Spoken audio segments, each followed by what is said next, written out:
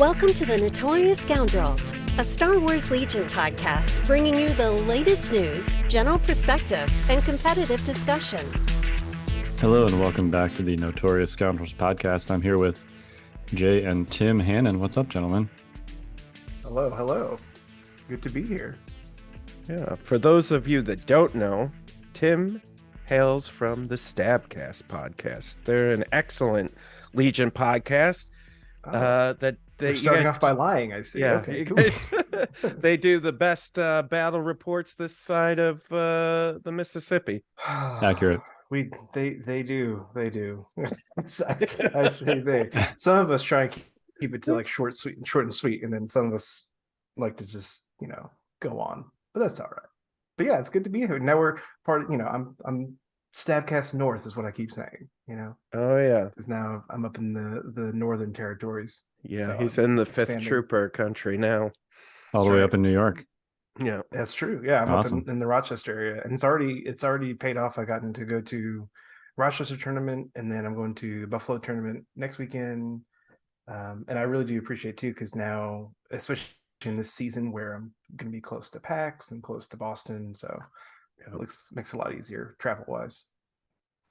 yeah, it's you're about to hit the gauntlet that is the New York State Thruway. He's got to go face the Cooks this weekend, which is going to be fun. When you say face the Cooks, it's more like I'm going to show up, shake their hands, have a good time, and we'll laugh about it later. Some Legion will be played, some dice will be thrown, hopefully on the table, not at each other, but we'll see. But yeah, it'll be good. So I really do appreciate being in this area. It's really interesting. This could be a whole tangent on itself, but it's interesting having to, when you relocate, like in a permanent sense, recenter yourself as far as your like Legion sphere, because we all have like that accepted driving range, and mine's normally, if I'm by myself, it's like 5 hours normally, give or take, something like that. We have a teammate that's a little bit different. Good God, 5 hours. Mine's like an hour. Are we talking like local tournaments? Because for me that's like 45 minutes. No. Okay. Not for I mean for like a bigger event as far as like driving. All right. Then yes, yeah, 5. Yeah, okay. Yeah, no. The local tournament, it's like 2 hours, 3 hours, something like that. 3 hours of pushing it. That's still double. That's still a lot. Yeah. What do I live alone right now? What this is? Look at all of my things. This is great. And for those at home, I'm in temporary housing, so this is not my permanent. You don't need to send me furniture or anything, please. They wouldn't. They would just make fun of you. Yeah, it's fine. That's fair. That you can do. Make fun of them. But no, it's interesting to having to like recenter yourself and think of like, okay, this is my tournament area now. Because like there was something happening in North Carolina, and I was starting to plan for it in my head, and I said, wait a minute, that's way away now. That's not my area anymore. So it's interesting having to get resituated. Yeah, just on the Legion side. Yeah, we do all right with the tournaments. I mean, I think like even Nova is from us. It's like it's a good drive. 6 hours. It's 6. It's not bad. Everything on the northeast mid-Atlantic area, it just is like ridiculously close together. It's American standards anyway. By Tennessee standards too, trust me. Well, I always tell everybody, like everyone asks why I stay here. I'm like, well, number one, it's cheap to live here, but also like I'm literally an hour flight from, I think the last time I counted, it's like 12 or 13 major cities you can get to on the East Coast within an hour. And you could get to Florida in 2.5. Like, it's not bad place to be. Yeah. We were talking about this yesterday. Like, there's multiple airports around here, so you can kind of shop around, figure out which is the best one that you're going to want to go out of. They're all reasonable distance too. So there's a lot of upsides to it. Yeah, and to be fair, Tim hasn't really experienced his first winter here, so I think we should have him on after winter as well, and be like, "All right, pal, how you feeling about upstate New York?" As he's digging through 10 feet of snow, but we'll see. That's the people in the South are like, oh, well, you're from New York originally. I was like, no, I'm from Long Island, which is New York, but we don't get snow. Like, you get maybe one big snow every 5 years, something like that. It's It'll be fun. It'll be good. You're in the snowiest place in America now. Like, it is the top. Lake effect all the way. Oh yeah. So and the temperature. Yeah. Yep. Yes. Well, you can make one of those beer fridges outside your window. just carve out from the snow. Open your window and carve out from the snow. Right? Yep, exactly. You absolutely can. Next month I'll have my dogs up here, and they've been in snow, but they've never been in that kind of snow. So I don't know how they're only like 45 pounds, so they might just get lost in it. So Kyle, that's what we do when we have parties in the winter. You just put the beer in the snowbank, and when people ask for it, you're like, yeah, who needs a cooler? Yeah, it's just outside. Yep. Right.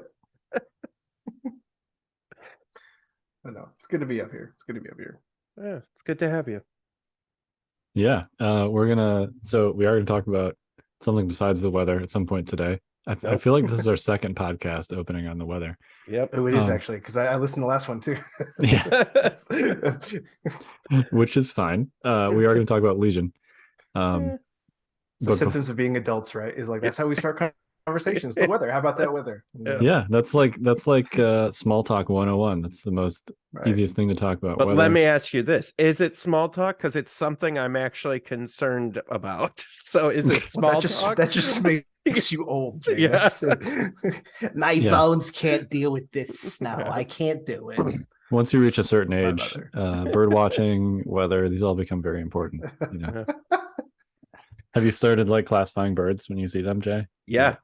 I have a book and bananas. Yesterday, you identified a hawk. You identified a hawk yesterday. Yes, I did. I go, oh yeah, that's a hawk. I'm not quite there yet, but I realize that it could be like really not that far off from sneaking up on me. We went to the National Museum of Natural History this weekend, and they have like a whole section of taxidermied birds.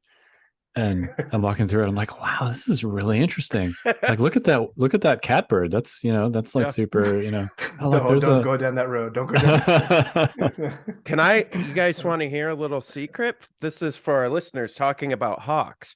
So just really, really cool thing. So when you're watching a movie, if you ever watch a movie and they have like an American bald eagle in it, right? Yeah. And it makes that noise, that is not an eagle noise. That's a hawk noise.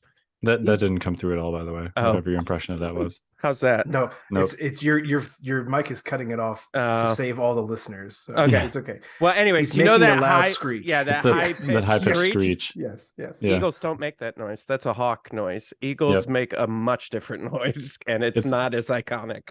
No, it's really not. It's actually kind of pathetic sounding. Yeah, as I recall. It's more like a squawk than like that high pitched. Yeah, and like almost like a squawk of freedom. Yeah. It's almost like a like they sound almost like gremlins a little bit. Like it's a much different thing. So anyways, just interesting. So whenever you see a bald eagle in a movie and they make that high-pitched squawking sound, they don't do that. Yep. A little trivia for you. A little education this morning. There you go. Afternoon, evening, whatever you're listening. Yeah. All right. You got any housekeeping for us, Jay? Not related to birds? Yeah. What? Oh, no, then. not related to birds. Birds aren't even real. I mean, if you have bird-related housekeeping, I guess that's fine too, but bird keeping, bird housekeeping. There you go. Use promo code BIRDS to let's see. So as always, join us on Patreon. We we do an After Dark podcast where we tell you even more about what we think about things. We also have a monthly like birds. Sorry. Actually, it's not too far off. Evan and I had a podcast the other day where we didn't even talk about Legion. I think we talked about movies for an hour. It happens. Yeah. We do a monthly Q&A, a live Q&A with the 5th Trooper Squad. And also we're doing monthly 5, or in Kyle's case, 12-minute tactics, depending on. And so hopefully we'll have one of those out soon too. I got to get somebody on that.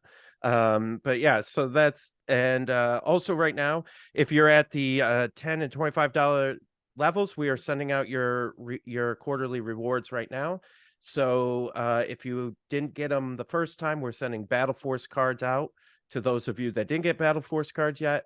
And to those of you that did, we're sending out errata cards. And I'm actually doing Surge Colacan tokens for your Surge Those are fun. tokens. Those are fun. Yeah, so we did laser cut ones before, just like green tokens. Well, this Yeah. one we've got a new printing system that I can actually print on tokens, so they're actually Surge bottle acrylic tokens now. So that's I agree with what Evan said. I think it was last cast or a couple casts ago of you got to get those sleeping tokens back with the Z's. Oh yeah. Those are the best for exhaust tokens. Oh my gosh. I still get comments on them all the time. Yeah, I told him I would do it for the next reward, so that's coming back then. All right, you talked me into I'll try and sign up again for the Patreon. It'll be good. Maybe this time my credit card company won't mark it as spam. Yeah, last time it wouldn't let me. Yeah. maybe because we weren't as big last time. Maybe now that we're a little bit bigger, you know. It was last month, but yeah, sure. That's oh. Well, okay. we tried. Yeah, and then keep your eyes open. All right, you know what? I'll give you guys a little taste. I am going to do before Black Friday, way before Black Friday, probably this week, the end of this week, hopefully. I'm going to try to sell all of our Star Wars Legion inventory by doing a deep discount. Ooh. So we're gonna, not for any reason, just to give you guys a good discount for the holidays. It's not like I'm gonna restock once we're done, but yeah. So we're gonna do a big Christmas holiday, whatever you celebrate, holiday season discount here early, so you guys can get in on that. We will put that across all our social media, so keep an eye open, and we'll do some big discounts on what we have in stock for Legion. So yeah. Other than that, I don't know. Go listen to Stabcast, I guess, too. Not like either or, just in addition to. You know, don't stop listening to us to go listen to them. It's not like worth that much, but like, you know, finish listening to our cast, and then if you have time to waste, then you can go listen to them. That's fair. If it's ever a long episode, if I post about it in the Discord, sometimes the cheat code is I'll be like, listen to these reports at these times. That's actually a help for you. So if you just want to skip the battle reports or skip around them, you know where they are. You're welcome, America. That's why everybody listens to you guys. Battle reports. That's the only reason. You guys need to keep those going. You guys do great battle reports. Thank you. Just take it, I'll Tim. just take just it. take the compliment and move on. That's right. I would describe them as like oral histories of your Legion battles. For some of our historians, then they are longer oral histories than others. But yes, yeah. I mean that as a compliment. I know you do. I know you do. We appreciate it. It's hard to. I mean, I think you've talked about this on the show before. It's hard to translate all the info and data from playing even just one Legion game down into a audio format. It's really difficult to paint that picture. So yeah, you guys do a great job. Thank you. I'm actually, can I be honest here? I've listened to maybe one episode, so I don't actually know if you guys do a great job. I'm just repeating what I've heard other people say. And the only episode I listened to was like the Christmas special that I was on. And so it's okay. So I joked around with you, Ori, but now everyone else should know this too. So Ryan doesn't listen to our own show because he doesn't do. I do quality control, so I'll listen to it, be like, hey, we got to fix this, we got to do the because I don't do the editing, so I'll go back and listen to it at least. Sure. Contribute a little bit. It's fine. It's the best I can do. I can't edit for nothing. But so he won't listen back, and then he also doesn't really listen to anybody else either. So he won't know I've on this until someone tells him. So no one tell him, and we'll just see how long it takes for him to realize. It's great. There you go. Yeah, Ryan and I have a lot in common in that regard. I don't listen to these. I just cut the front off where I count it in, and then I add something to the back, and off it goes. I want you to know I still almost snapped this when you said you're like 3, 2, 1. I was like, yeah. No. You don't have to snap. Yeah, we don't have to do that here. Response. We don't do that here. Put your soup can and string away. We've got Zoom. Oh man, good times. All right, Kyle, we probably could move. I could do this all night. Like I could literally. Yeah, I'll just keep going. That's fine. Yeah, I could literally put Stabcast down all night if we needed to do that. All right. How do we move on to some Legion? I guess. Yeah. Tim, what is your hottest recent take? Oh, so in my, let's see, both online games and in-person games, I've played against a bunch of Din.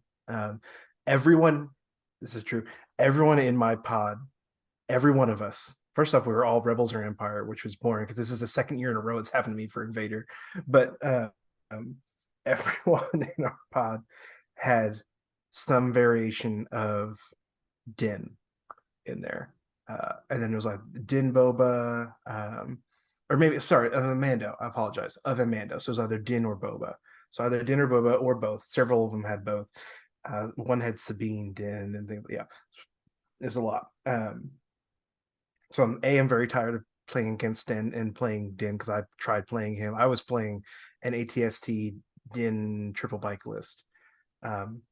Most of my games I want just a view into that little porthole view into that and how that went. Most of my games I've struggled to kill anything, which is not fun. My ATST died a lot. It's not great. Anyway, I think the weakness of that list is the ATST, which breaks my heart to say because I love my ATST, but I can't cut the cheese right now. Anyway, I think it's pretty good in Blizzard. Fair. Highland Blizzard. Oh, for God's sake. But I think Blizzard is probably just good enough by itself. And then it's like, hey, we'll take the ATST with us. Yeah. Possible. I don't know. And again, hurts my heart to say that because I love my ST. But the ATST needs something like it needs to have Pierce or it needs to have Blast on all its weapons. It needs to have something. It like I don't know. Those are I'm just throwing stuff up. But like it's an ATST. It needs to have something that like because if you get somebody that's behind cover, you're like okay, like Pikes, like you really can't. You're like well, okay. Pikes are.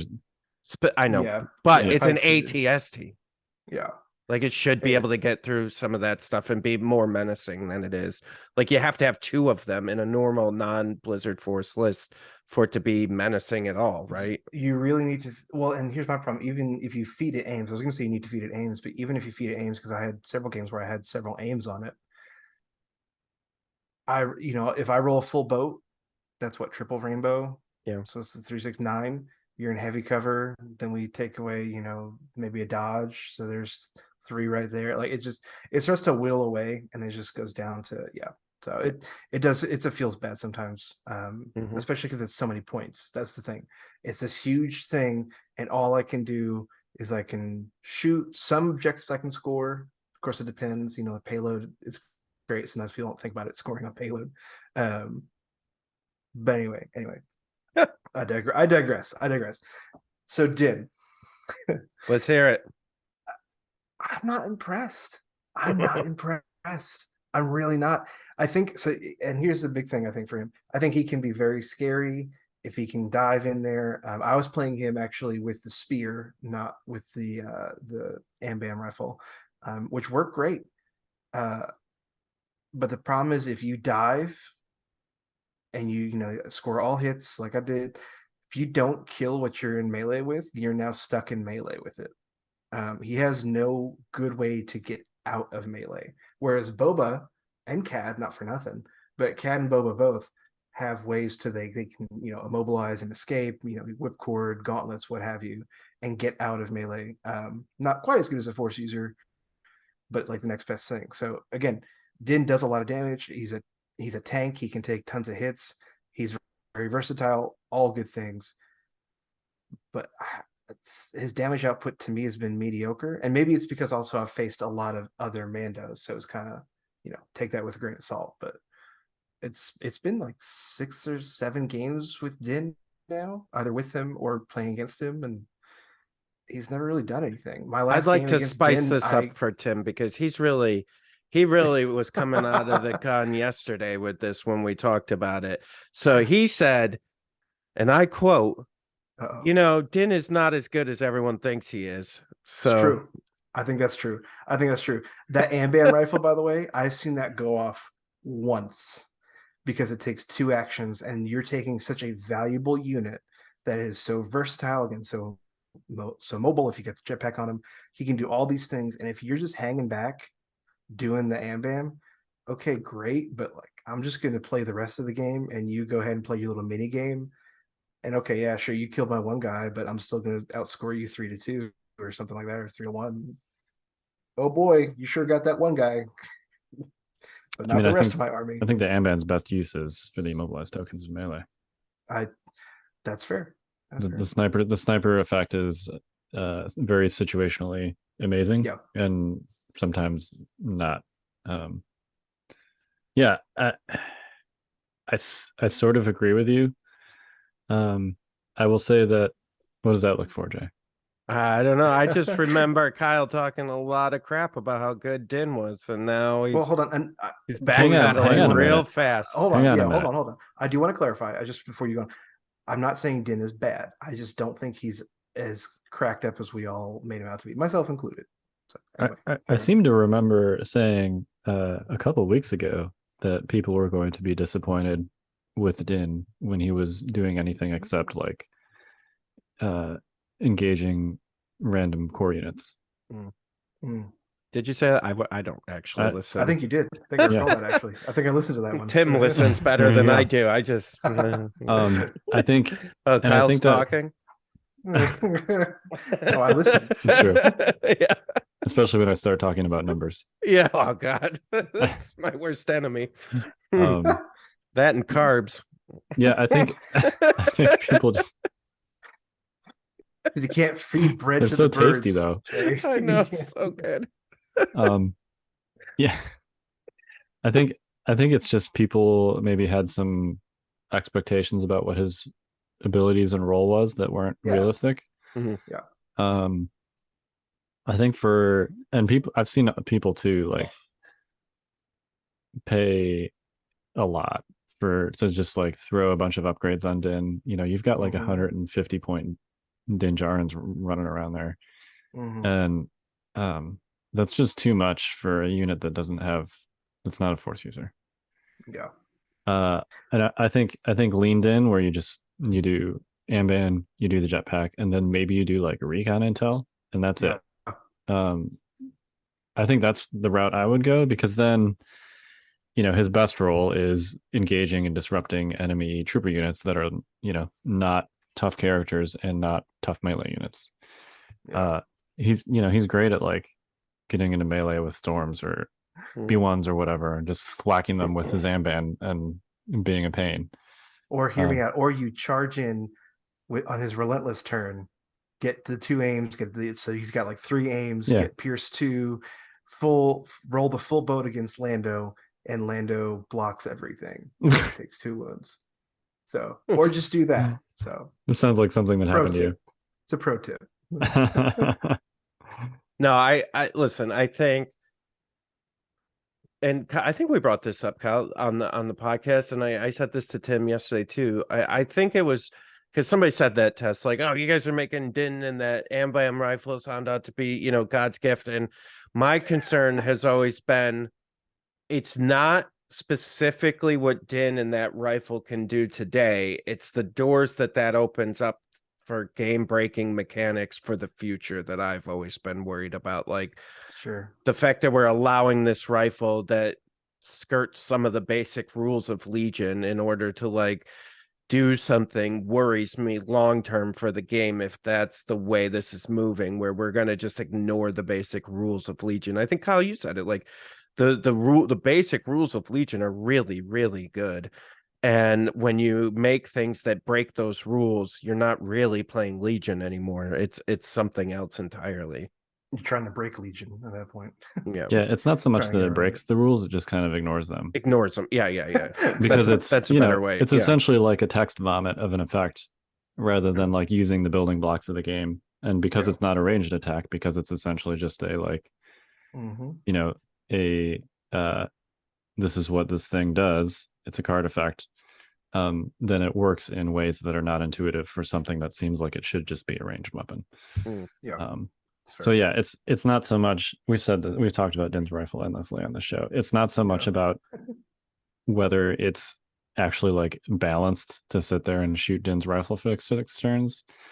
If you want to do that with Din, probably fine. If you're Good facing luck. Yoda or Yeah, go Pelt, for it. that might be pretty annoying for the Yeah. Yoda or Pelt player. But Yeah. um, and I think what's frustrating is that the situations when the rifle is good, the reasons that it's good are because of how it ignores the basic rules, like how you can remove a hidden strike team model, Yeah. or how you can just bypass all of a force user's defenses in melee, Yeah. melee, dodge, cover, Yeah. guardian, whatever, bypass all those like a Yoda and just do a wound to him. Well, and I think it Um, is really good too. And I know this is always the situation that's thrown out there. I think it happens a lot less in real life than it does on paper and in theory. But of course, if you have a bounty target with one wound left, right. okay, sure, totally fair. But again, I don't think that happens quite as much as people It's think not it super does. common. Yep. Yeah. Yeah. But it's more just that, like, yeah, like you said, Jay, it opens the door to it's mechanically very sloppy because it just ignores most of the game's basic rules. And it could have easily done almost the same thing and then been written as a ranged weapon. Like, you want to have it ignore saves, fine. You want to have you not be able to use guardian or dodge or whatever, fine. Like, you can make a ranged weapon that does all those things. Yeah. Their keywords exist for most of those already. Oh yeah. As you were saying that, I was like, that's high velocity, that's this, that's that. Right, exactly. Like, it would not have been difficult to just use the existing building blocks of the game to make the Amban essentially what it is, but not be able to shoot into closed transports or remove hidden models. Like, Right. Yeah. Can it shoot into closed transports now too? Yeah. Oh yeah. Because I missed the that. prohibition on targeting stuff in closed transports applies to ranged attacks, and it's not a ranged attack. So That's okay. Okay. yep. Whatever. Anything I'm you can draw a Imperial. line of I don't sight believe in to. closed transports. We don't. No one uses the lat. Come on, other than Vader. What about the bus? Oh no, screw the bus. It's fine. Nothing I play has the bus, so that can go to hell. That's fine. I don't. Yeah, I mean, Din is an interesting. Here's a question. All right. Is he really that much different than Grievous? Ooh, no, I think it's very similar, and it's funny you say this because again, Jenna, we were talking yesterday about it's kind of a Grievous problem where Grievous is excellent in melee, but if that dive doesn't pay off for you, and of course Grievous has his withdraw card, which is a whole separate issue that I've actually spoken a lot about this past week, just in passing. So it's funny you mentioned that, but yeah, I think that's a very good comparison. I didn't think about it that way, but yeah. Yeah, yeah. Well, okay, because we were talking about, how do you make Grievous better, right? And how do you make him a little bit stronger? And I think where Din is a little bit better is he with the independent stuff, right? He gets the aim or the dodge. Tactical one is pretty, is a pretty nice add-on. So like, Courage. yeah, courage, yeah, that's good Courage is too. big, Yeah, and so he's like he's what you want Grievous to be, I think. That's right. Like a couple keywords away from being a good Grievous. Well, like when I play Grievous, and I know people have different builds for him, which is great, but like when I play Grievous, I always put endurance on him because that courage is just so like, and it feels bad that I have to waste a training slot on such a cool unit, on such, to me, it's a good upgrade. Don't get me wrong, but again, it just feels weird. Like, I wish he had some other mechanic or something. I don't know.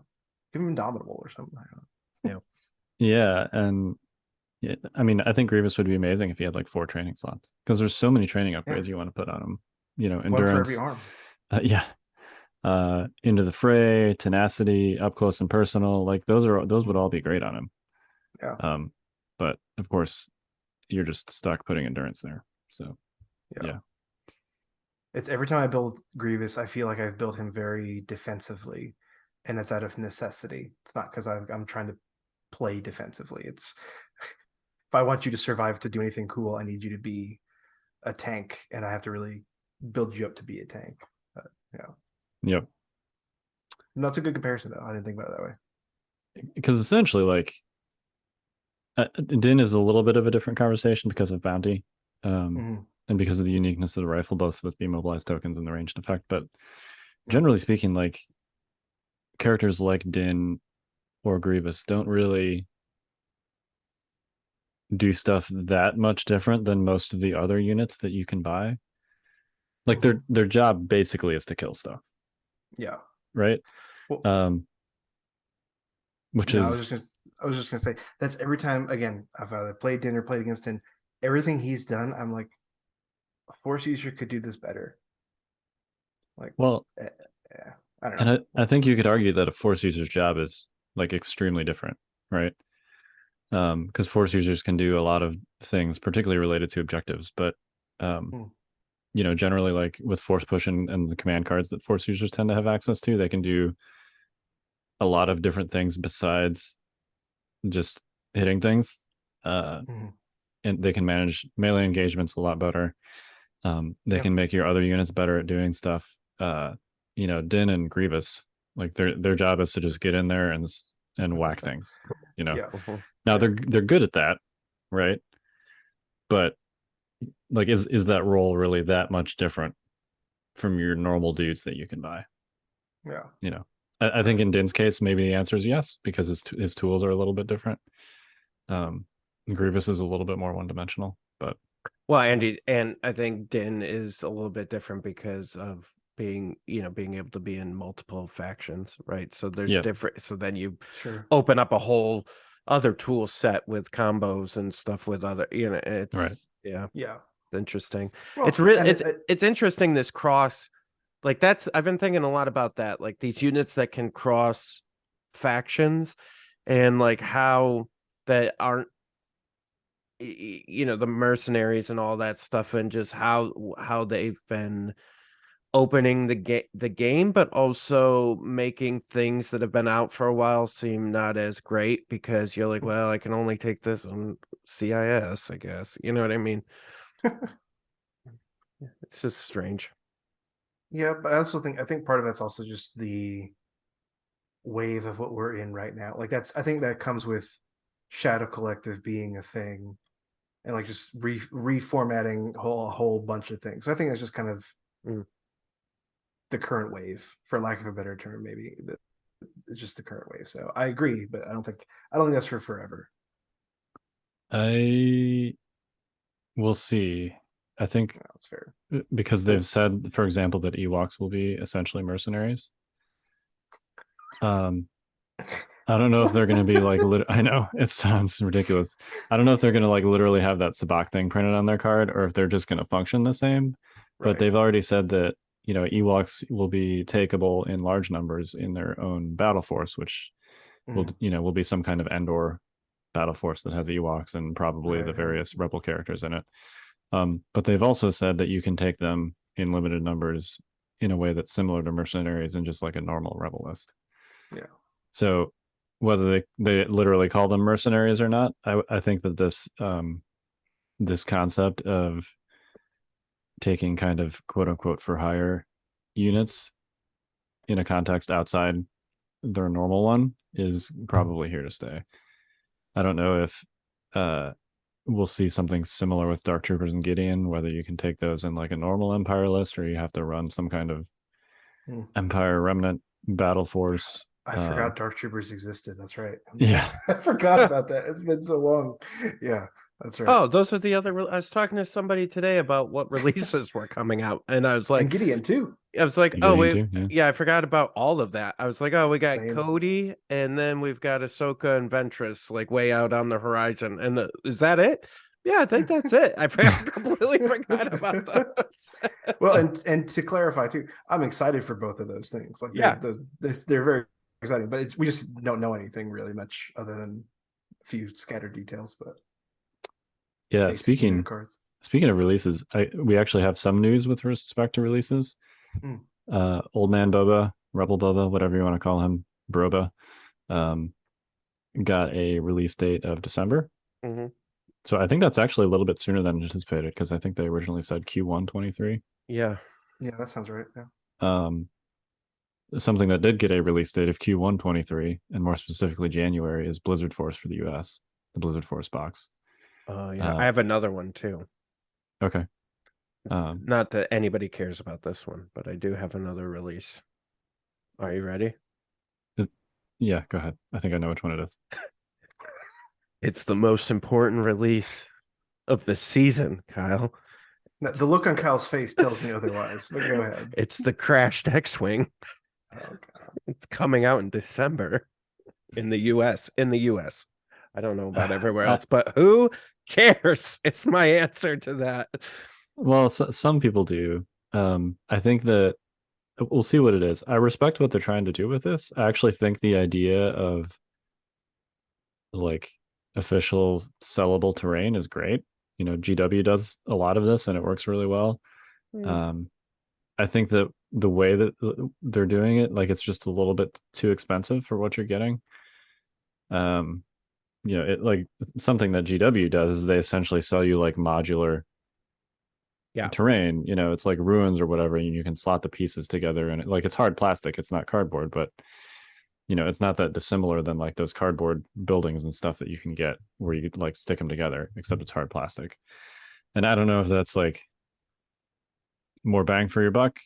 You know, I haven't bought a GW piece of terrain in a while, but at least back in the day when that was a thing, like it was pretty reasonable to kind of build out your terrain set with those GW modular terrain purchases. Yeah, and anything I've bought, like, so like even some of the tables that we use for Legion, if you've been to tournaments where we've provided tables, you'll see that like generally my tables are like a lot of like infinity terrain, and I have some GW terrain, but like the trees, like those are always good for everything, and they're beautiful plastic, you know, and they're like $50 or something, but you can use them on everything, right? And you're right, the difference is this is $100 for something very specific, and like it's an area terrain blob for $100 basically. Yeah.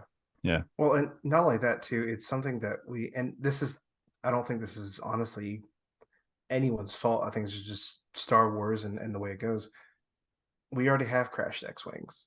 Like there's a bajillion different versions of crashed X-Wings and stuff out there. Now, I'm a sucker for official things. So like I'm all for having the official crashed X-Wing, but it's just kind of like, you know, I'd prefer to see something a little bit more unique.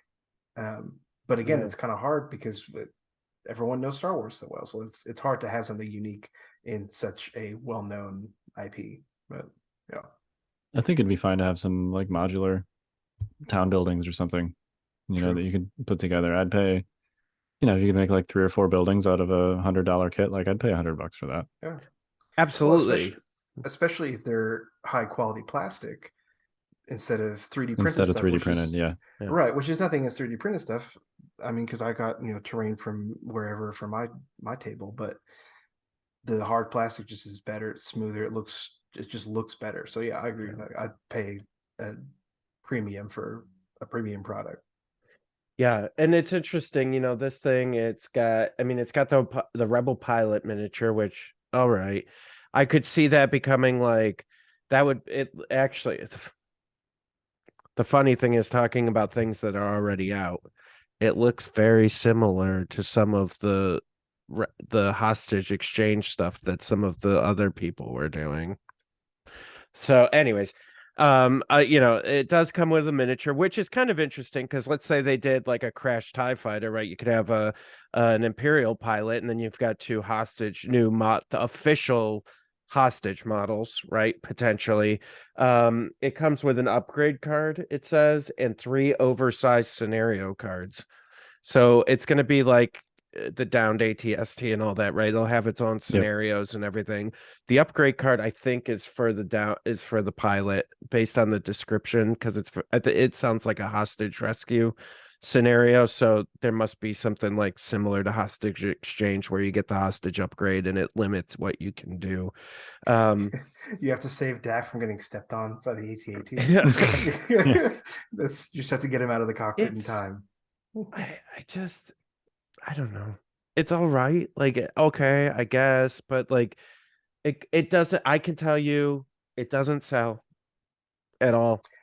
It just looks doesn't. very pretty. Yeah. It looks very pretty. They're just so expensive for something that kind of makes sense, but doesn't really make sense for our world, because I think a lot of us, the guys who have been doing wargaming for a while, like we'll do area terrain because It's something we've played with very often, but that's not something everyone is comfortable working with as area terrain. So it seems strange to have something like that. I think just we need more area terrain. I agree I with that agree. too. Yeah. But if they want to sell area terrain, I think and I don't know if you could do this cheaper or not, but it'd be better to have like a kit where you could put down like little trees or something. Yeah. This is just it's a couple pieces, but it's essentially just like a blob of plastic that is area terrain. A very pretty blob of plastic. Yeah. But from a mechanical, like functional perspective, if you're going to pay $100 for something, I'd much rather it be something like a little more modular. Yeah. I don't know. That makes sense. But Kyle, it comes with 4 different blobs. That's modular. Like I said, I honestly, I really respect the concept here. It's just yeah. And again, it looks very high quality. It looks very pretty. Yeah, It's very it does. nice. Yeah. All right.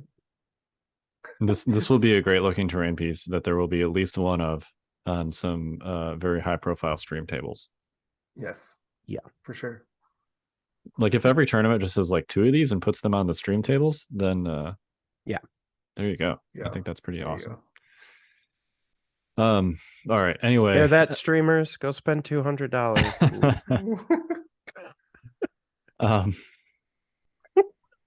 There's one more relevant news tidbit that we got from these releases, and that is that someone actually posted the contents of the Rebel Boba box. Oh, I don't know if you guys saw this or not. No. Oh. So there's 2 relevant things here. The first is that here. Let me just go over everything that is in the box, and then this is hot off the presses for me. This is good. And this is apparently not pinned, so I have to. This is where I learn most things as well. Kyle brings them up on the podcast. I'm like, I've been working way too hard. Like I did not see any of this. I was on vacation last week, and I gleefully did not think of Legion hardly at all. I would think like, maybe I could build a list on my phone. I was like, or I could get another margarita. Let's just do the margarita. That was it. Okay, here it is. All right. So there are 5 cards in this box. There's the unit card. There are Boba's 3 new command cards, and there is 1 upgrade card. So the the 3 command cards we already know about. Those we've talked about these on the show. Yeah. I have to imagine. Yeah.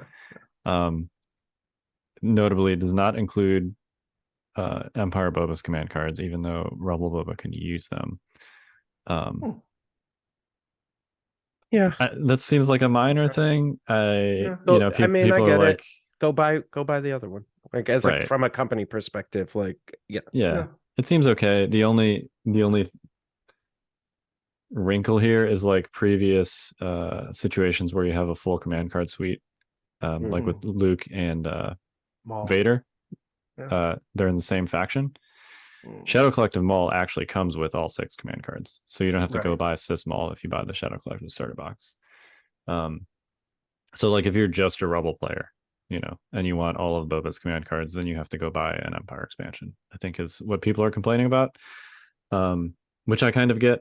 I play both Empire and Rebels, so I'm going to get this anyway. And I will think of it as a Empire Boba upgrade expansion. But yeah, I get it.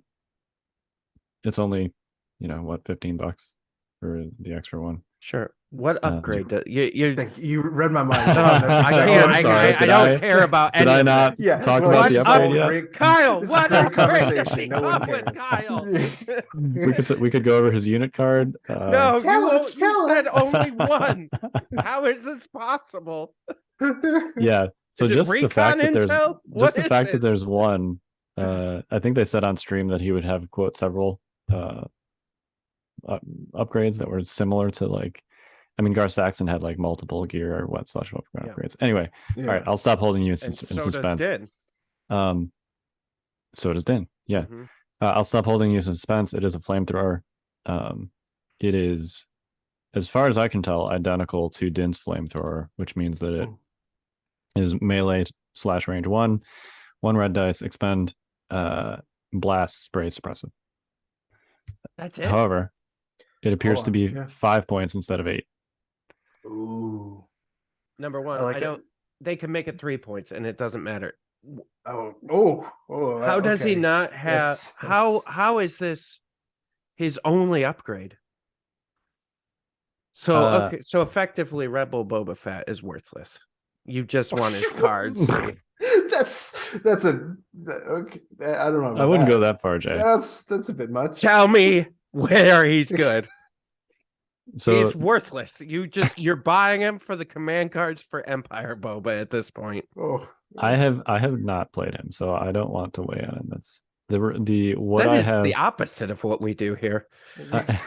Okay, well here I talked to a lot of people, and Okay. many of these people have played Rebel Boba. So here's what they're saying about them. How's that? They're great people. They're very smart. They're very, Yeah. very smart. Right? Yeah, very smart people. Is that he is a good linebacker unit. Particularly because of independent standby. Like if you get an aggressive unit in your lines, maybe you have tenacity on him. You throw him in melee there, and he's going to get probably like a free attack. From that tenacity. He's got whipcord. That's a great linebacker type function. He also has a significantly better rocket than Empire Boba, because he has more dice at range 3, and he also has tactical. Okay. Yep. So there are those things, right? He's got a really good Bubba rocket. He's a decent linebacker. He is obviously not as fast as Empire Boba. Yeah. And his ranged attack period, once you're at range 2, is significantly worse because he doesn't have sharpshooter 2. So, and he has less dice. So he's kind of like a slowish melee linebacker who gets free standbys. I don't know. There might be a place for that. He's a very different unit than Empire Boba. Let's put it that way. And you play like that. Was it his 3-pip that lets him, give that extra die on the support shots? Basically, like if someone's within range 1 of him, he can throw the extra die in there. Like, which hang is out in the back. Which is good, but like Empire Boba can do that too. No, I see what you're saying. You're saying just Rebel Boba. Okay. Here, that's all great. Great, Kyle. Great. And all these people sound super smart. So here's my problem.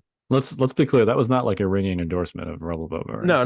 Right. Okay. But, okay. It didn't sound like one. So my problem with this is, in that slot for that army, you have 3 to 4 other linebacker units at significantly cheaper prices. Chewie, 90 points. Din, 105 to start. IG-11, 105 to start. Not as much of a linebacker, but can kind of fulfill some of that role. Sabine, like she's more expensive, but better. I think Sabine's more diving than linebacking, but I don't know. Maybe that's just the Sabines I've played against. I'm not a Rebel player. Yeah, so it depends. Take that with a grain of salt. Yeah. And she can have an all the time whipcord. Yeah, I mean, she's got to use an action for it, but sure, but she has access to it. Yeah. Well, and this is not about Rebel Boba. This is just Boba in general. But now that we know, I know we speculated that gear, they said there might be another flamethrower or something like that. I mean, now he's got access to 2 different flamethrower attacks. Yeah, which he could use on both the same turn because they have different names. Right. Yeah. Yeah. That's not nothing. No, it's not. That's okay. not nothing. Understood. Yes. All right. But he's speed 2. I know. So I mean, technically, so is Din without his jetpack. So yeah, but I'm not getting Din for his flamethrower. That's fair. You're also just buying the jetpack on Din, I think. Well, like yeah, always. Of course. I mean, yes, right? but I'm just throwing that out there. Right. He's technically speed 2. It's. I mean, I don't know. We'll see. He's not. I don't think this is a hot take. I will confidently say that he is not as good as Empire Boba. I think that's true. Especially considering that Empire Boba can use all of those things. Yeah. He can use all of his command cards. He can use that flamethrower. Yeah. What are we doing? Yeah. Like, I'm buying the box. for all the cardboard. I'm going to put together the miniature. I'm going to paint him because it looks good. And I'm going to put it over there on my shelf with all the other minis I don't use. That's what's going to happen. Jay, we're miniatures gamers. This is what we do. It I is. know. I know. It's just what we do. I get So it. so here, I mean, I actually do not generally paint things unless I intend to use them in a tournament. I used to do that, Kyle, but I think you fall into this too. It trips you up because then when you're like, oh yeah, I want Kyle, yeah, when I want to run Blizzard Force in real life, Kyle, what do you have to do? Oh, I bought the stuff. Yeah. And now I have to paint it. Yeah, right. And then I'm going to get it all painted and it's going to get like nerfed before PAX or something. Yeah. But yeah, no, I hear you. What I've been trying to do is, as things like I'm bad at it, I'm trying to catch up, but trying to keep things painted as they come in because I'm like, I don't know, like I hate this right now, but one of these days I may want to use it, so might as well get it going. And yeah. I try like to paint Grogu. everything. Never gonna run Grogu, but I'm gonna paint him. You can take your time with Grogu. Yeah. He ain't going anywhere. I actually think. Oh, here we go. Oh, careful now. I actually think there's an interesting list idea with Din. There's lots of interesting list ideas out there. Trust me. Sure. Well, that's as far as I'm willing to say. I'm willing to say this is interesting. All right. I'm not certain that it's good. Basically, it's Din, Grogu, and like a bunch of Wookiees. Because Grogu can use the hand thing to keep the Wookiees alive. Yeah. He might get some free heals in there. And you give Din the armband so that he can slap melee targets with the immobilized tokens that the Wookiees can then safely melee. Because one of the problems with the Wookiees is once they get in there, the targets just withdraw from them and the Wookiees get shot. But if those targets have immobilized tokens from Din's melee armband, then you get the Wookiees in there and those units can't withdraw from the Wookiees. Yeah. And Grogu helps keep him alive with the hand thing. I will say, as much as I criticize Grogu, that last game I played against him, he kept Han alive for like 3 turns. He just kept healing Han by one. And so Han just kept surviving. All right. So, yeah. Now, granted, he also then died and then gave me a victory point for it. So. Oh, yeah. I mean, there's risk there for sure. Yeah. Yeah. I'm not saying it's good, but it's at least interesting. I think that makes total sense. Yeah. Anyway, yeah. Flamethrower, it's a little disappointing that there aren't more. I will say I'd categorize it as a lot of disappointing, but all right. I am glad that they did not try and give him like a non-command card version of Whipcord. Yeah, agreed. Yeah. Yeah. Like I thought. Oh, sorry, Kyle. No, I mean Whipcord's an amazing command card. So if they tried to give him like some gear version of that, I think that would have been a problem. But agreed. But he has all these other weaponry that I thought like because if you've seen The Mandalorian and you see the episode where he shows up, puts his armor on and starts spanking stormtroopers like it's his job. He's got all these other weaponry like the knee rockets, like all this other stuff. I was like, oh, wouldn't that be cool? Oh, so we're using gear slots for upgrades. That's actually I really like that idea. It's a neat idea. And I'm like, okay, well, yeah, so you could maybe have all these weapons that Boba Fett has, and you're just putting them in gear slots, right? Like I really was looking forward to that. And it's a no. Knee rocket gear upgrade would have been great so that you can just do the Captain Morgan knee rocket launch like when you actually use it. 100%. I think you could technically maybe do that just when you make his range. I guess this would be Empire Boba because Rebel Boba doesn't have this weapon, but it's called integrated rockets on his card. Yeah. I guess you could argue those are knee rockets, but ironically, Rebel Boba does not have that. So seems strange. It's a strange choice to like give him Arsenal 2 and then give him almost no way to use it. Yep. Yeah. That's a great point. Like, what? Yeah. Well, so you got Arsenal too. Like his rocket. Yeah. Okay. You want to use it? Rocket? Nah. Rocket, and then once he gets up close, he's got his flamethrower. Right, rocket and flamethrower. That's pretty much when you're using it. Is the flamethrower it goes away? It's expend, yeah. Expend. Yeah. So once. Right, and his carbine doesn't even have versatile on it, so once you're in melee, you're just whacking something with the gaffy stick, and you're not getting Arsenal 2 there either. Perfect. So you can use it with his command cards, the flamethrower command card and the Boba rocket, and then you can use it with the expendable flamethrower, and that's it. That makes no sense. Way to go. It's a little odd. Yeah. It's a weird thing to ask for now. Can we get a card pack? It's not really like Boba. It's just Boba gear slots. That's all we want now. But yeah. I think I'm gonna make a guess here. I don't know. I have a feeling this was a miss because based on all his other keywords on his cards, it would lead you to believe he was gonna have more weapons. Looks like he should. It's weird that they would give him Arsenal 2, and it's weird. I'll give it to you. I'll say weird. I'll agree. No with ways that. to use it. Yeah. Yeah. Yeah, I mean, even just if he had like Empire Boba's knee rockets printed on his card, I don't think that would be that crazy. Nope. I would make sure that because his range 3 weapon is 3 dice, whereas Empire Boba's is only 2. So I'd swap one of the dice over. Sure. But yeah. Well, but I mean, I thought the easy way around that was because I remember that stream where they said he was getting multiple upgrades, right? And so I was like, oh, that makes sense. 120, then you're going to have to bolt on some stuff for some extra points, and you're going to have these decisions. Oh my God, like there's so many weapons. I don't know what one to put on him with the arsenal. No, none of that.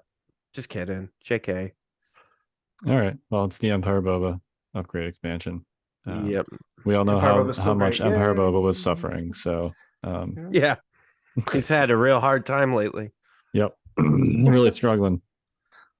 I will say, what other unit that you can, here's a great game we can play. All right. From the beginning of Legion, we've all been around since the beginning till now. What other unit besides Boba has had such highs and lows? Because Boba was good when he came out, then he was not good for a long time, like really not good, and now he's really good again. So, what other units have had those kinds of highs and lows since Legion's come out? I mean, there's plenty of things that have been great and are now not good. I think the list of stuff that was great, yo-yoed, terrible, Yeah, he's talking and then good the again. It's pretty short. Yeah. What about when they first? I'm trying to remember this because it's so long ago now. God, when they first Speeder came bikes? out. No, well, not just speeder bikes. I've always loved my speeder bikes. Airspeeder. Was Airspeeder? Well, I feel like when it first came out, we saw a lot of it. Maybe because it was new and there wasn't a lot to play. It was bad when it came out. Was it? Okay. See, again, it's so long ago, I don't recall. So yeah, I think the speeder bikes. I think that's a good example. Yeah, that's true. Because speeder bikes were great when they originally came out. The whole like Veers triple speeder bike was a top medalist for a while. I brought that to Gen Con. Yeah. Yep. And then they kind of got phased out with the advent of snipers, and then after the Great Balance update of 2021, which was essentially the Empire Balance update. They got a points reduction, and then they were really good again. And now you can take 4 of them, and they're like ridiculous. And we made them too easy to use because we took and changed how compulsory works. But that's always been my. I think that was a great playability change, though. I think it, as a whole, I think objectively, I think that's probably true. But subjectively, as someone who's always played bikes, I like the challenge of having to work around it. And so now that it's like before or after, it just made it feel like too easy to me. But again, that's not really like, it's not a good take. That's just a hot personal take. Just a take. I can't defend it. That's fair. Yeah. I think they're still pretty difficult to play compared to like most units. They're definitely easier than they used to be. Yeah. I think the beauty of Blizzard Force 2 is that you can be a little more careless with them too. Not that you should be, but I'm saying like you can make a mistake with it and you have to learn them. So I see what you're saying. That's why Kyle picked Blizzard Force. It's easy. Yeah, because we know. Yeah, it just makes all these kinds of mistakes left and That's right. because that's all Kyle does is pick easy lists. Yeah, Accurate. I'm such a bandwagoner. Hey, Meta listen, chaser. listen. I will say, I've never been tabled in a tournament before, and then Nova Blizzard Force got me. There you go. I've played 6 games now with Blizzard Force, and 5 of them have been tablings. That's disgusting. The other one I lost, for the record. That one was with Fair. Tablings or concessions, where it was like turn 4 and they had like 1 or 2 models left or whatever. Yeah. So it's very swingy. I will say this about Blizzard Force. It is like once stuff in Blizzard Force starts dying, like there's really not that much meat to the list. Yeah, that's fair. You don't have any special defensive tech. Bikes are fragile. Storms are like you got your red saves, but you've only got essentially 2 units that matter there. And then you've got Vader probably, or you have an ATSD, which is an expensive centerpiece, and if that centerpiece goes down, then you're basically done. So in that game I lost against Bobet, he did 4 wounds to Vader on the first turn. It was like a great a stab shot weaved in there at the end of the turn and slapped Vader in the face for 4 wounds. And I was like, all right, well, this is going to affect how I use Vader this game. So like, it's very good at punching above its weight in like extremely focused ways because everything is fast and or long ranged. Yeah. And then you have that crazy barrage card. So it's very good at like killing things in extremely focused ways and creating snowball situations, but it also cannot take punches. Like if those like targeted alphas bounce and your opponent starts picking up speeder bikes, then you're going to run into trouble. So don't get me wrong. That's fair. I think it's a ridiculous list, and Storm HRUs need to cost at least 10 more points. But I have no idea like how they thought it was a good idea to take a Oh, he froze. Uh-oh. Oh, no. Froze. The Blizzard frozen. Oh, Blizzard God. Force frozen. This is so bad. I don't know how they thought it was a good idea to let Jay be in charge of the notorious scoundrels. Interesting. As soon as he started talking about Blizzard Force, he froze. It's a conspiracy. That's it. Boom. Jay doesn't want to play Blizzard Force. Well, this is what we do with the scoundrels. We just keep going, Tim. That's right, bud. Well, I'm not playing Blizzard Force. So I think this was a topic that Kyle wanted to bring up, and it was, what are you going to be running at PAX?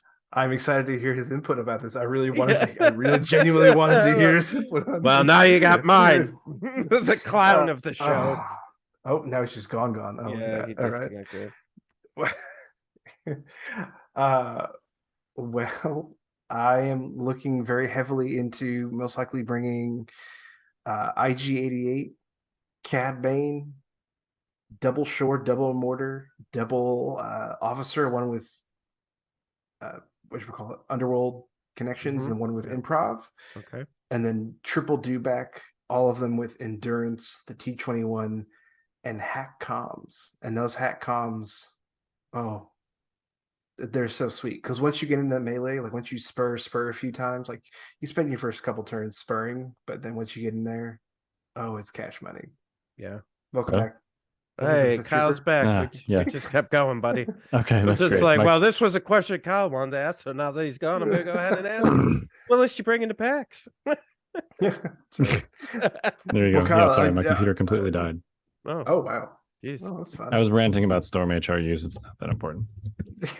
Yeah, they're undercosted and overpowered. There you go. There's not much more you need to know. For some reason, a unit that can do the most useful thing a core unit can do, which is efficiently take a heavy weapon upgrade and double the quantity, comes at a per model discount instead of a premium. Anyway, what are you taking to PAX? Oh yeah, well I just gave the rundown, so I already do it again. I mentioned it before. Well, no, yeah, triple do Endurance, T-21, hack comms, double Shore, double Mortar, double Officer, and then IG-88 and CAD. So it Ugh. takes me to 11 acts, 785. So you got a 15-point bid still. Gross. Yeah, it's Ah. I'm okay with that.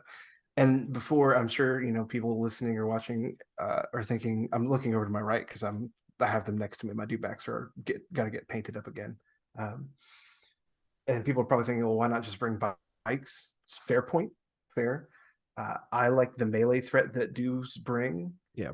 I like a little bit extra beef that they bring, and I just think, to me personally, they're a little bit more, I don't know, more fun than bikes. They're very different than bikes, to be fair. They bring a lot of melee threat, and then also, if I need to use them basically as pseudo speeder bikes for like bombing run, I can if I have to. Yeah, they're really versatile in that way where they can they can kind of close down like a flank if someone's trying to come around your army and flank you. Like you could just send your dewbacks over there and they could pretty much handle 80% of whatever that's going to be, And especially, and it's funny because actually, just like bikes, you want them really to hit together, especially at least two of them.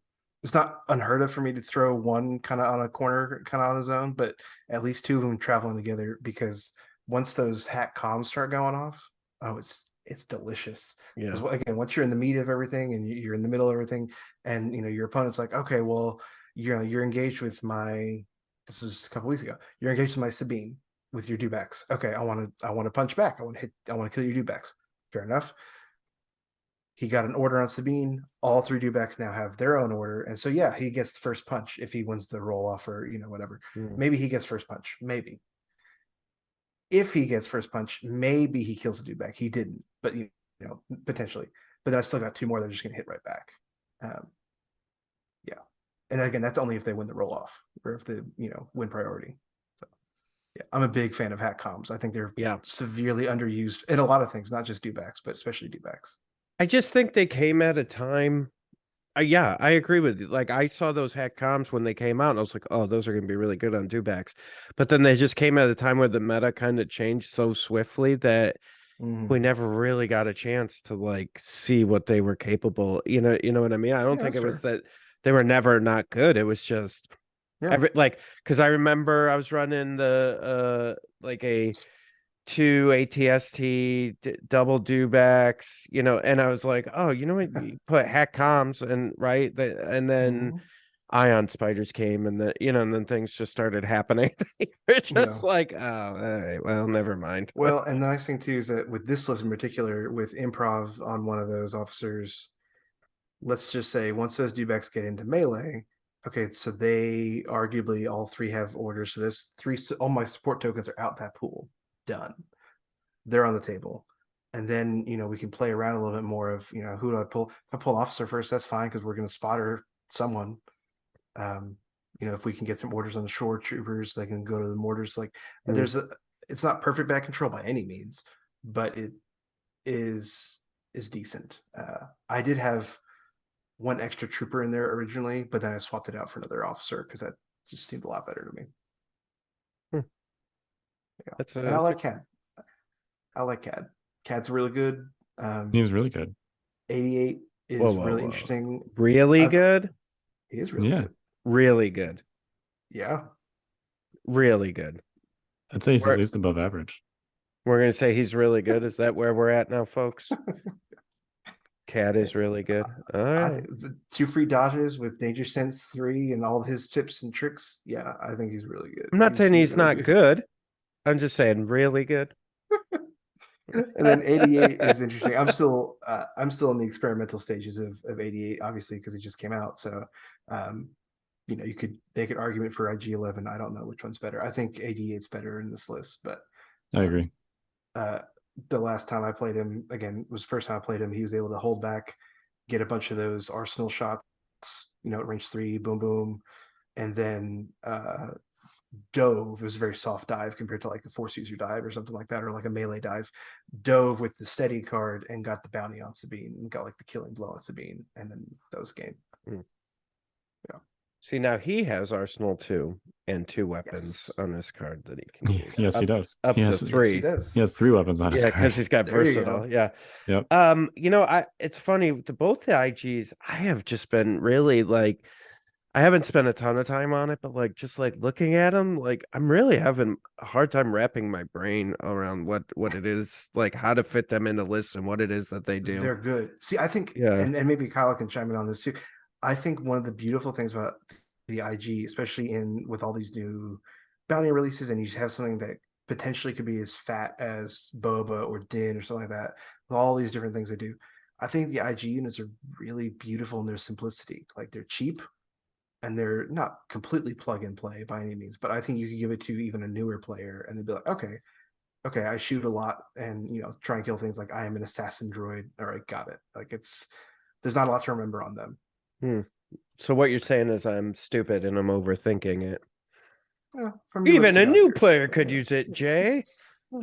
Thanks. I'm Tim. not sure that's entirely fair. I think 88 is like that because everything in 88's kit wants him to basically get to that range 3 band, and then you feed him aim tokens and he murders things at range 3.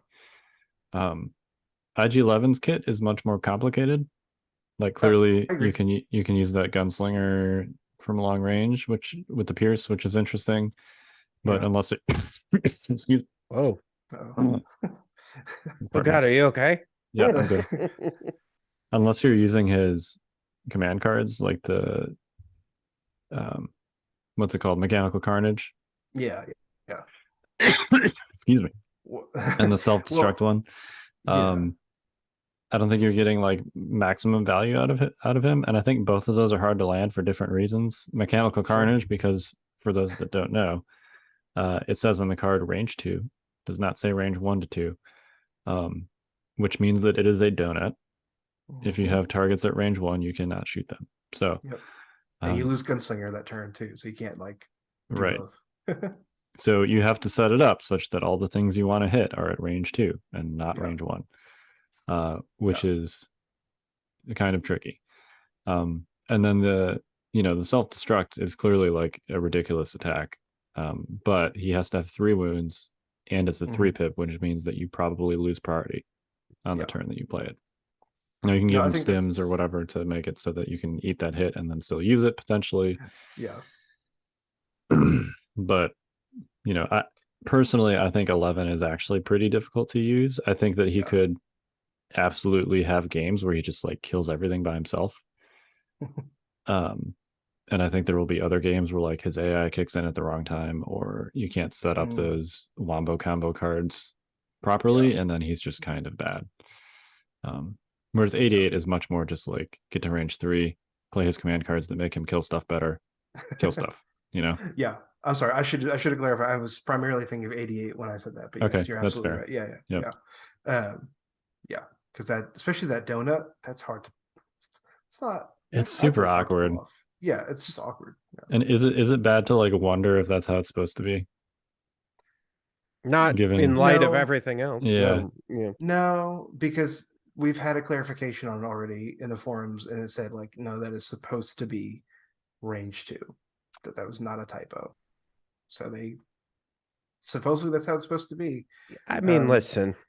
They've said the card says that it's a donut. I don't think they've said that. I mean, maybe I need to go back and read the forum. I did not interpret it as fair enough. Are we going to believe a forum that is owned by the company that made the card, or I think it's more that the forum, generally speaking, the role of the forum rulings is to interpret and clarify what is on the cards generally. I would not expect a forum ruling to like rewrite a mistake on a card. Yeah, Tim. I mean, you look at something you like dumb idiot, get off our podcast. Like the 501st, like the 501st 1 pip. Is a great example where it's within range 1. It's literally the only command card that's written like that. The only time you ever use within in this game is respect to deployment zones. And the forum ruling says within range 1 means entirely within. So if you want to target units with this card, the entire unit has to be within. Everybody's base, everybody. Do people really think that that's not a mistake? No, because clearly that battle force is so overpowered it must be punished to keep it down, to keep it in control. So yeah. So yeah, I mean they're that's not fair. that's not the forum's role, right? The forum is not going to come in and be like, oh no, our bad. That's supposed to say at instead of within. Let's go ahead and errata the command card. Like that's not what the forum is for generally. That's fair. No, that's fair. So, but I do wonder too if I think 1-2 on that attack with, especially him charged up with Pierce 2 and everything like that. I don't know. I would. it would be strong. I just one wonders if it's sort of like an unintentional balance check on that ability. I think that's a very, very fair wonder to have. But yeah, so that's what I'm thinking about bringing for the pack side of things. We'll see. I'm hoping to get some more reps with it this week and hopefully this weekend in Buffalo. So giving it the old college try, see how it goes. I would like to try Brobots at some point. I don't know when I'll get to that, but I really do. As a whole, as much as maybe I gripe, at least I know, I think Legion's actually a pretty good spot as far as like, again, on the whole. So there's so many things I want to try. Yeah, there's so many things I want to try. It's a great spot to be in because there was a long stretch in there where it's like, well, I would try this, but there's no chance this will ever work. Like there's no way. So now I think there's probably only a few select lists that are like maximum overdrive efficiency, but I think there's a lot of potentially viable lists. Yeah, that's fair. I think there's some low hanging fruit that's probably a little too good, and some also low hanging fruit that probably needs some cuts. I'm looking at you, clones. You know, and on the other end of the spectrum, pikes, right? Like, I think there's some pretty obvious like minor adjustments that could be done. But yeah, I generally the game's in a pretty good spot. So yeah, so it's a nice spot to be able to wonder like, oh man, there's so many options to bring, so many different flavors of this list that I could try and work around. And I don't know what the best one is. I would love to bring, you know, if you drop the dewbacks down to speeder bikes and do all that, you could add another core in there, get up to 12, or you could actually there's not enough points to put 2 T21s on those shore troopers, which is insane to me. Those T21s are so expensive on shores. They're just ludicrous. So yeah, I don't know. But yeah, there's lots of options you can go around with it. So I hope to have a full report on it soon. We'll see. It's only had one try so far, and I did accidentally. Full disclosure, I did mess up with CAD. I have always played, which I guess I should say always, and what he's only been around for Empire for a little bit, but I always thought that his token could get set off by any unit moving within range. It is an enemy unit only. I learned that. So someone told me wrong a long time ago, and I just ran with it. And probably Ryan took their word with it. I didn't want to say names, but so yeah, so I definitely played that wrong. I don't think it would have changed that game in the long run because I still got to pull off a cool move that probably still would have happened, but it was neat. I got to run up and punch Din in the face with electric gauntlets, immobilize him, and then pop CAD's token, and CAD just was like, whoop. And he was like, I'm out. Disappearing. Yeah. Pull the disappearing act. Then Din got shot by everyone on my side of the board. Dropped Grogu. CAD jumped up back the next turn and was like, I'm going to take the baby and go. So very thematic. Yeah, it was a good time. Yeah, so we'll see. I'm really excited to see the different ways that IG88 and N11 are used. I want to just slot him right into Boba Iden. Yeah, that's fair. Basically take like my Nova list, downgrade the pikes to T21s, and then you can afford to take IG88. Yep. Like just additionally. Jay, here's a list for you. You like your heavies. You like your Gav tank. For better, for worse. It's for worse. Newsflash. But you like your Gav tank. I do. Put IG11 in the Gav tank. Dive the tank on his self-destruct turn. And then use the range 1 donut from the tank for self-destruct. There you go. There you go. All right. You're welcome. Thanks. That's the play. I don't know if it's good, but it seems fun. It doesn't sound great. No, it sounds fun though. I was Some actually- people a try that with a blast. land speeder. Yeah. Yeah. Well, that's good.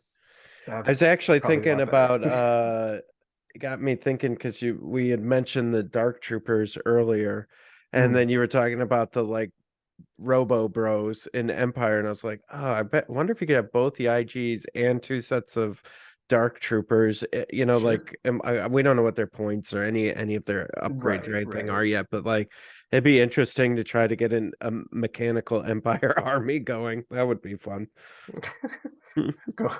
Just play droids. No, I want to play Empire. Yeah, I'm gonna play Empire droids.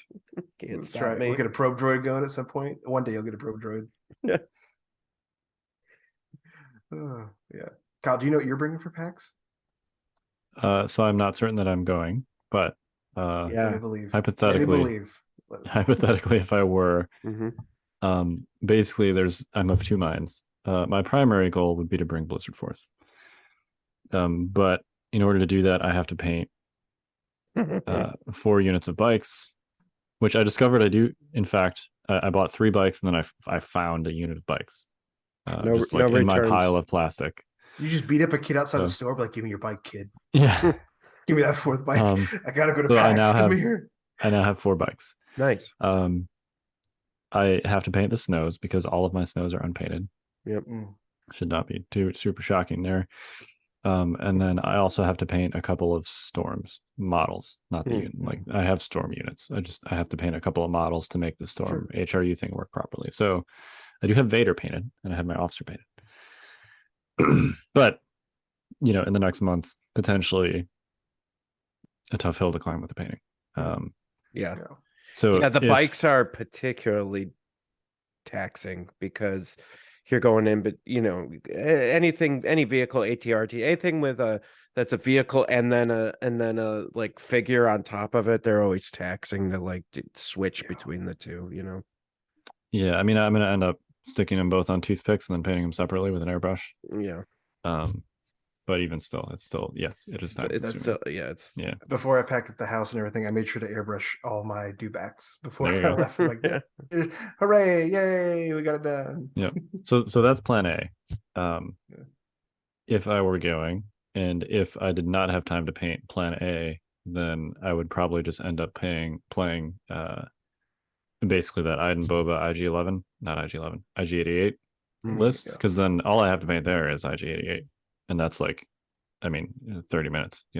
Airbrush them black, airbrush them silver, throw a dark wash on them, dry brush them silver, call it a day. Like that's it. Yeah. So that's my plan B. If somehow I don't get that done either, which is also possible, then I'll probably just run my Nova list again, basically. It's a solid backup. Oh yeah, it's still good. really good, It's a good list. So, yeah. So all this talk of PAX, by the way, if you want to sign up for PAX, you still can. It's going to be the first weekend in December in Philadelphia. I'm going to be there as well. Evan's going to be there as well. Kyle's maybe. Tim is going. So there's going to be a bunch of us there. I'm on the fence about playing. I'm thinking about just going. I've been the last couple events. I've been just enjoying going to and just like walking around and talking to people and hanging out. But I might play. If I do play, do you guys want to hear what I'm thinking about bringing? Of course. Separatist Invasion Force. Here we go. Juicy. How many repair bots? 8. 8. Do you own? Can Yep. you get that? Okay. Listen, I'm the 5th trooper. Yeah, I can get That's it. fair. Yeah. That's fair. We sell Legion on our site, Tim. Yeah. I already have them. It'll sink in eventually, but Yeah. yes, that's fine. I already have. I'm 8. used to operating with very limited means. All right, so T series with I'm thinking a steamed leader with all this bounty going around, right? I want to try to keep them alive, and I'll have plenty of bodies to throw in front of it. 4 droids with the E5C and the repair bots. 4 droids with the E5S and repair bots, an AAT with high energy shells, and link targeting array. 10 activations, 784. Ugh. The fact that that's still 784 is Yeah. And then you just do like intercept, payload. Just go ahead and try to stop me. intercept. I mean, you should probably just auto win. I mean, not auto win, of course, but pretty easily win intercept, I'd assume. So let's see. Each of those droid units is 8 models. There's 8 of those, and then each of them also has 2 extra repair wounds. Yep. So with just the B1s, not counting the AAT, that is 80 wounds of droids. And that's why Boba has 2 flamethrowers, kids. Yeah, right. Because of people too like bad Jay. he won't be available for PAX. Oh, I'm afraid your flamethrowers will be quite inoperable when your friends arrive. Yeah. And even then, like, okay, so you flamethrower 2 B1 units, you throw 8 red dice. At least one of those probably misses. You probably make like a save in there, statistically, right? So maybe you kill like 6 B1s. They're still left with the unit leader and the repair droid. And the repair droid brings back the heavy. Yeah, each repair droid brings back a heavy, and then the other 6 repair droids in the list like resurrect the rest of the unit. Nice try, Bubba. Yeah. Meanwhile, the AAT's just raining down hellfire on you while you're trying to do that. Gosh. Yeah. You better hope you win quick though, because you're going to spend half your time setting up your army. That's the thing, right? Like, it's all painted except for a couple of the repair droids. So like my biggest hurdle is bringing it and deploying. Those are the things I'm like looking at this going, you know what? I just want to show everybody what this is capable of. Because someone asked me, like, why isn't no one playing Separatist Invasion? I think we talked about it on a podcast, right? Yeah, After you did. Dark. Yeah. And because they were just like, because there's a billion miniatures and no one wants to bring it. Like it's a crazy amount of Most stuff. people don't have 8 B1 units. Yeah, that's true. Listen, what you're doing though, Jay, that's easy mode. What I need you to do, all right, is to bring 8 Viper droids. All right. Bring 8 Vipers. There you go. Just all the whatever, that's not spotter, whatever they do. Observe, yeah. All the observe. Just go for it. I don't think that's good. It just seems funny, so I want you to do it. Just spam observe. Repair droids seem good spam. and funny, so I think that's fair.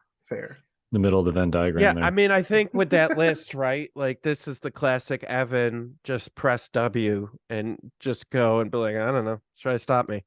And and then I think with the esteemed leader on the T series, then just in case with the bounty shenanigans, you're just throwing droids in front of him and going, nah, Guardian. I mean, I could Guardian 8 times. So I don't think you're killing him.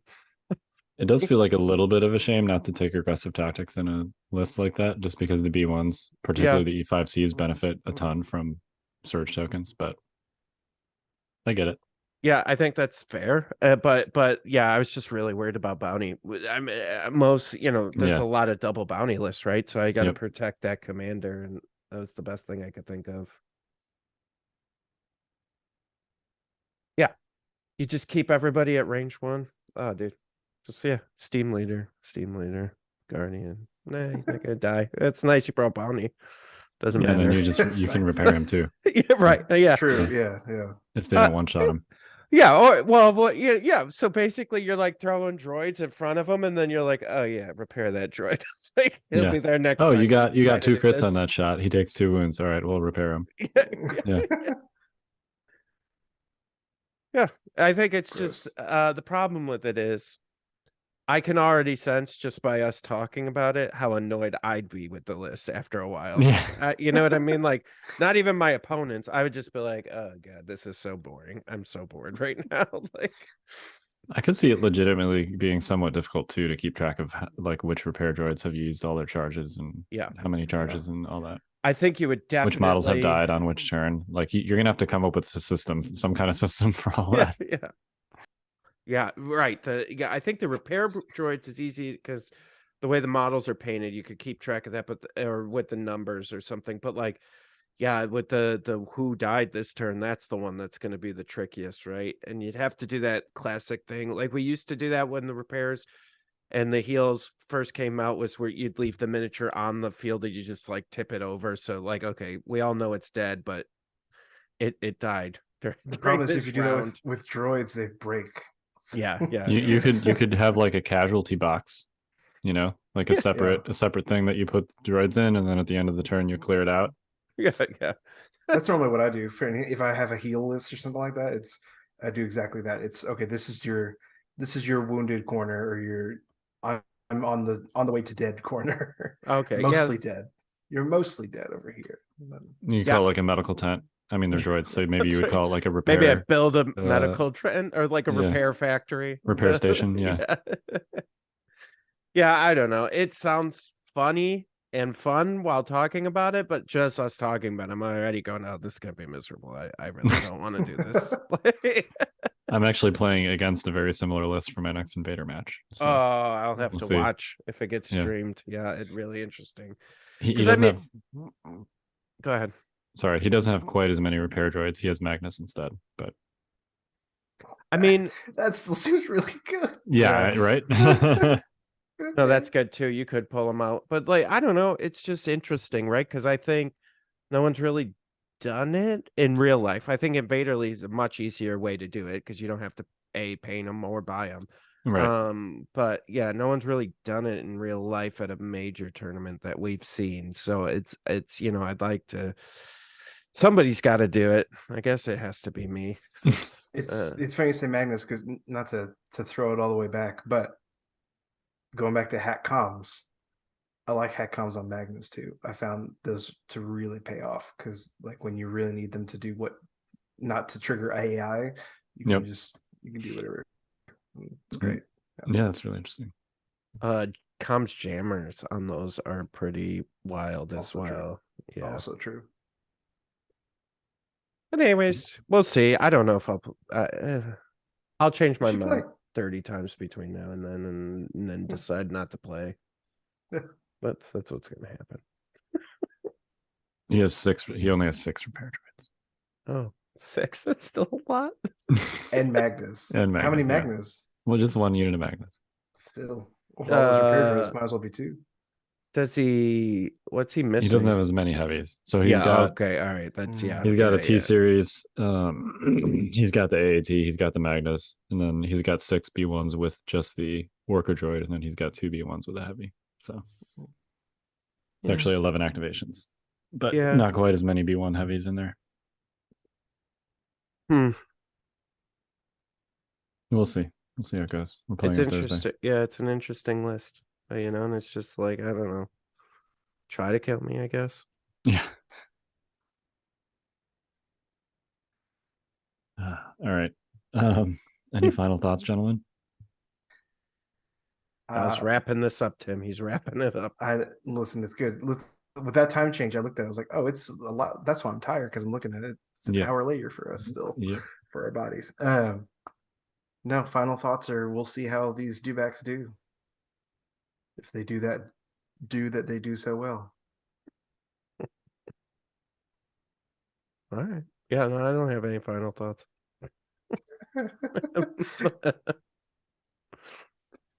All right. Well, we are the Notorious Scoundrels from Kyle.